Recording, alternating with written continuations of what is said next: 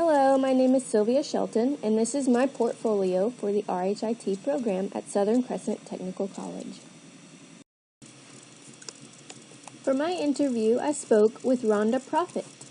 She is the outpatient coding supervisor at the Martin Army Community Hospital at Fort Benning, Georgia.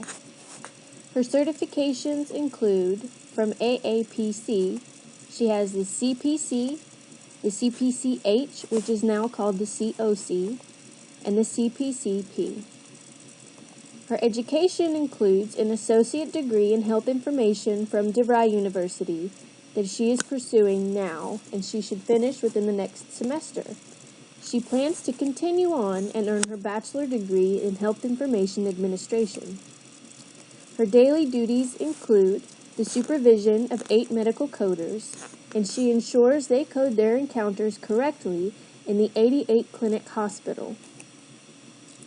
She and an external auditor review her employees' charts, and she estimates she pulls about 20 to 30 encounters per audit per clinic. She is also a member of many boards in the hospital to improve patient satisfaction, because she is also a patient at the hospital. Her career path that she took, she started out as an LPN, and one day she was asked to code for a sick employee. She was great at the job, and she also loved it, so she stuck with coding. She says the impact of ICD-10 on her job is that her hospital conducts ICD-10 training twice a month, once for the providers and once for the coding staff. Their training sessions last about 2 hours long, and all supervisors have passed an ICD-10 transition course so that they can participate in what is called Train the Trainer. Her advice to anyone pursuing the HIT field is that you should love the job, or else it's not going to work for you. Here I've provided a synopsis of our entire interview, if you want to take a look at it.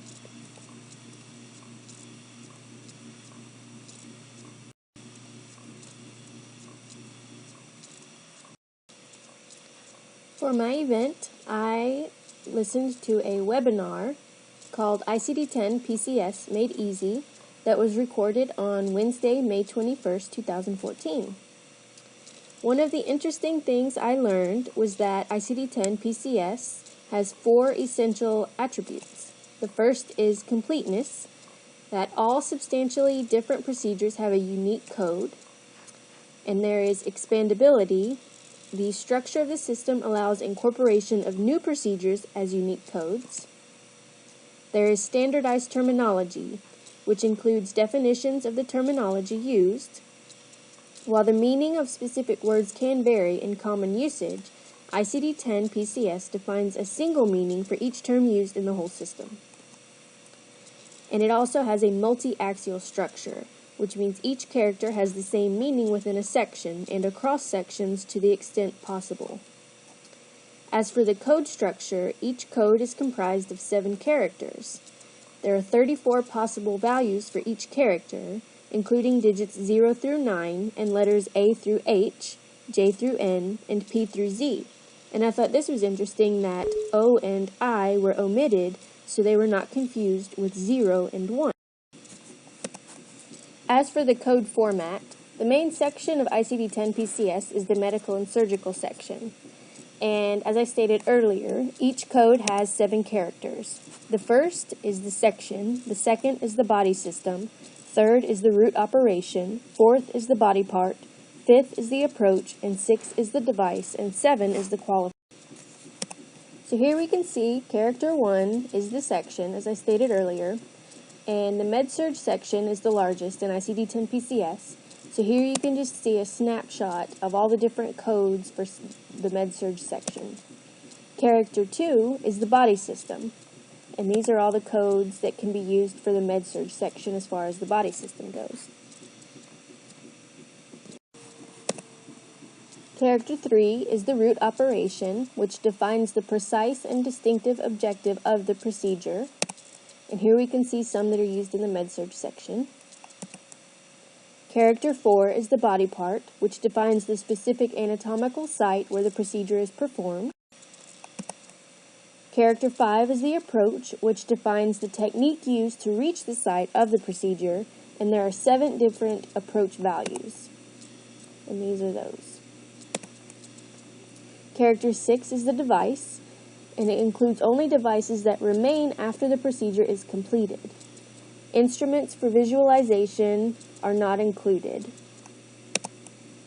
Character 7 is the qualifier, which defines an additional attribute of the procedure performed if applicable.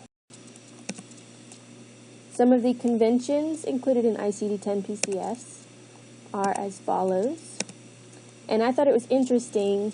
A7 is one of the conventions, and it states that it is not required to consult the index first before proceeding to the tables to complete the code. A valid code may be chosen directly from the tables, which is different from ICD-10-CM. As for my strengths and weaknesses in the RHIT competencies, I believe I was strong in the purpose and function of the health record, the content and structure of the health record, and clinical vocabularies and classification systems. My weaknesses included health information functions, healthcare statistics and productivity, information security, healthcare data sets and standards, and some of the reimbursement methodology.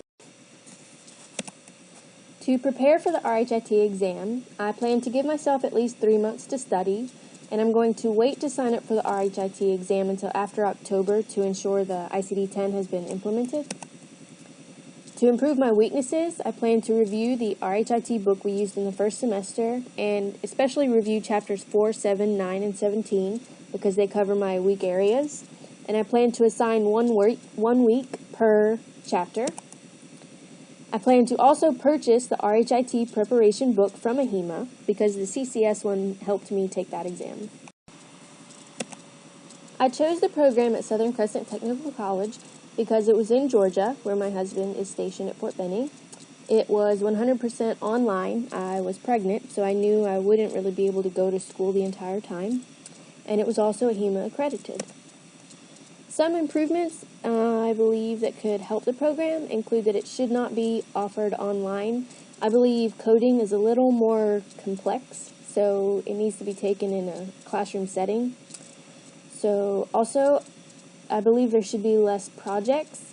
I think there should be more focus on coding and the information management.